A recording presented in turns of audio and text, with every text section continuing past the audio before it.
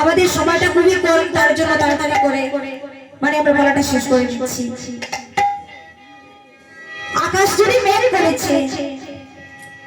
কৃষ্ণচন্দ্র বলল, মাঝি বলছে অসখী এবার আকাশের দিকে চাও তো, দেখো এই আকাশে রঙে আর এই নিচে জলে রঙে, আর তোমরা যে শাড়ি পরে আছো সেটাই নেই।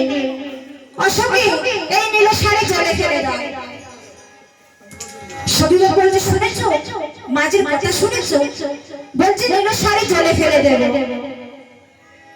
নিশ্চয়ই মাঝির কেউ মতলব আছে, তার জন্য তুই বলছে নীল শাড়ি জলে ফেলার জন্য।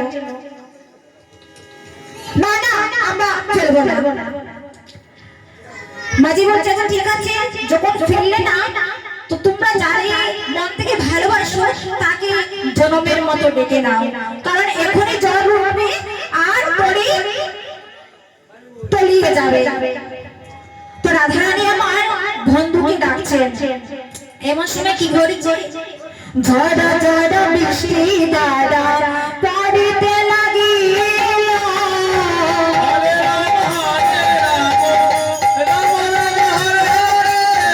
ঝড় ঝড় বৃষ্টি ধারা পড়িতে লাগিল,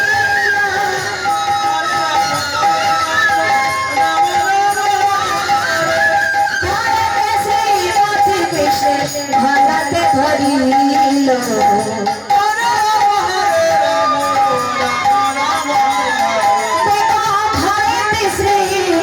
কৃষ্ণের ভালাতে ধরিল।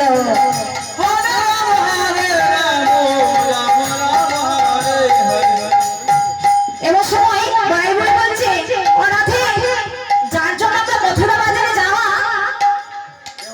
এই রে ও বন্ধু মাঝি তো ভালোই করে সেজেছো, কিন্তু মাথার বল পচ্ছদ লোকাতে পারোনি। আচ্ছা এখানে যদি পেয়ে যাই বন্ধুকে, আর একটা কাজ বাকি আছে। অসখী আমাদের দধি দুধ নিয়ে বন্ধুকে ভালো করে স্নান করিয়ে আমরা ওর কালো বদলটা সাদা করে দেব। তো কিভাবে